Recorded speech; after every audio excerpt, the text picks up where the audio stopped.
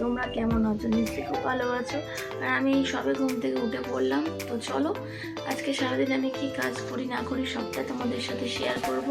তো প্রথম থেকে সবটাই তোমরা দেখতে থেকো। হ্যাঁ, টাটা। তো ঘুম থেকে উঠে গেলাম, উঠে গিয়ে সকালে প্রতিদিনকার মতন বিছানাটা গুছিয়ে নিচ্ছি। এটা তো হলো বড় কাজ আগে, কেন এই কাজটা তো আগেই সারতে হবে। আগে বিছানাটা তুলে নিচ্ছি, ব্ল্যাঙ্কেটগুলো ভালো করে গুছিয়ে নিচ্ছি, নিয়ে এবার সারাদিনের কাজকর্ম আরম্ভ হবে। তো তোমার দাদা গেছে খাবার আনতে, তার মাঝখানেই আমি ভাবলাম যে বিছানাটা গুছিয়ে ঘরটা ঝাড় দিয়ে ঘরটা পুছে নিই, তাহলে কি কাজটা কি অনেকটা ইজি হয়ে যাবে। তো তাড়াতাড়ি করে বিছানাটা গুছিয়ে নিলাম, নিয়ে ভাবছি এবার ঘরটা ঝাড় দিয়ে নিই। ঘরটা ঝাড় দেওয়ার পরে ঘরটা পুছে নেবো, কেন তোমার দাদা বাইরে গেছে, এক্ষুনি চলে আসবে খাবার দাবার নিয়ে। তো তখন খেয়ে নেবো, কেন দাদা আবার তাড়াতাড়ি সকাল সকাল বেরিয়ে যাবে না, এর জন্যে। দেখো তোমার দাদা সকাল সকাল কচুরি নিয়ে চলে যাচ্ছে, কচুরির সাথে তরকারি আছে, ছোলার ডাল আছে। তো আমরা তিনজন মিলে খেয়ে নিই।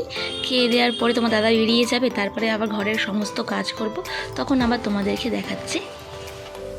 তো খাওয়া দাওয়া হয়ে গেল, খাওয়া দাওয়া বড় কাজ করে দিচ্ছি, জামা কাপড় কাজ। এটা পার ডেই কাজ, প্রতিদিনকার করতে হয়। আর তোমরা ভাবছো হয়তো আমি বাইরে বসে কেন করছি, তো আমি এখানে করে কাজটা করে অভ্যস্ত গো। কেন বাথরুমে জল নিয়ে যাওয়াটা খুব সমস্যা, তার জন্য বাইরেই কেচে নিই। তো এবার শাক নিয়ে এসছে, প্রতিদিন শাক ছাড়া ভাত হয় না।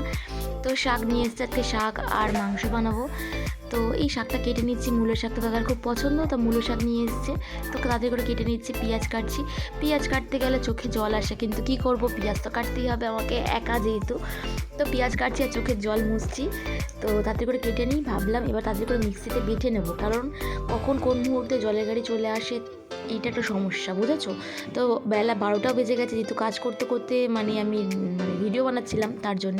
তো সব কিছু রেডি হয়ে গেছে এখানে। তারপর শাক ভাজাটা বসিয়ে দিয়েছি। শাক ভাজাটা হতে হতে ততক্ষণ আমি হাতের টুকটাক কাজগুলো যেগুলো সেরে নিচ্ছি। তা নিলে শাক ভাজাটা হতে হতে তখন আমি আবার অন্য মিক্সিতে এবার বেটে নিলাম মশলাটা। কারণ হচ্ছে আগে শিল ছিল, শিলেই বাটতাম, এখন শিল থাকতেও মশলাটা মিক্সিতেই বাটছি। তো এবার আলুটা ভেজে নিচ্ছি, কেন চিকেনটা বানাবো তার জন্যই। তো আলুটা ভেজে নেওয়ার পর, তো আগের থেকে আমি চিকেনটা ধুয়ে রেখেছিলাম জানো তো বেসিনে, তো ওটা তোমাদের সাথে শেয়ার করতে পারলাম না। তো রান্না করছি আর খালি ঘড়ি দেখছি মাঝে মধ্যে গিয়ে যে কটা বাজে, কেন এই সময়টা খুব চাপের হয়ে যায়, বুঝেছো। একা হাতে সমস্ত কিছু করতে আর ছোটো জায়গা ভিডিও বানাতেও খুব অসুবিধা হয়। তাছাড়াও তোমাদের জন্য চেষ্টা করলাম ঠিকঠাক করে বানানোর জন্য। তো চিকেনটা দিয়ে দিলাম, ভালো করে কষাচ্ছি, ভালো করে কষে এই দেখো বলতে বলতে জলের গাড়ি চলে এসেছে, জল তুলছি।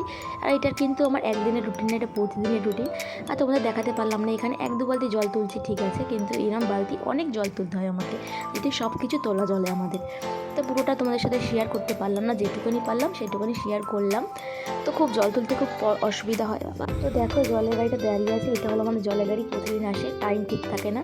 তো বাসন কটা মেজে নিলাম, নিয়ে এবার রান্নাঘরটা ভালো করে ঝেড়ে পুছে নিচ্ছি, পরিষ্কার করলে তারপরে স্নান করবো, পুজো দেবো। এখনও অনেক কাজ বাকি আছে, তার জন্য তাড়াহুড়ো করে রান্নাঘরটা পরিষ্কার করে নিচ্ছি। এখানেই আমরা খাওয়া দাওয়া করি। তো দেখো জল তোলার কাজ শেষ, বাইরের কাজ সমস্ত শেষ। তো এবার ঘরটা পরিষ্কার করে নিই ঠিকঠাক করে।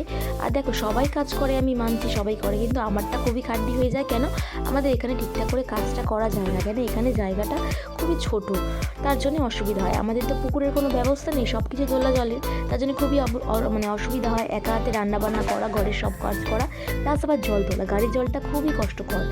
তো কী করবো বলো, কষ্টটা আছে বলে করতেই হচ্ছে। তো সেটা অভ্যাসে পরিণত হয়ে গেছে আমার। তো দেখো ঘরটা পুছে দিচ্ছি। হ্যাঁ, ঘরটা এখন আমি আর ইয়েতে পুছি না, জল দিয়ে পুছি, বাট বসে পুছি না। তো আমার দাদাই লাঠিটা নিয়েছি, লাঠিটা দিয়েই পুছি, তার একটু সুবিধা হয়, মাঝে মাঝে বসে পুছি। তো ঘরটা পোছা হয়েই যাচ্ছে। তা এবারে আমি যাবো স্নান করতে। তো স্নানটা সেরে নিয়ে তারপর তোমাদের সাথে আবার আসছি। তো স্নান সারা হয়ে গেছে, স্নান সেরে নিয়ে তো মাকে আগে নমস্কার করি।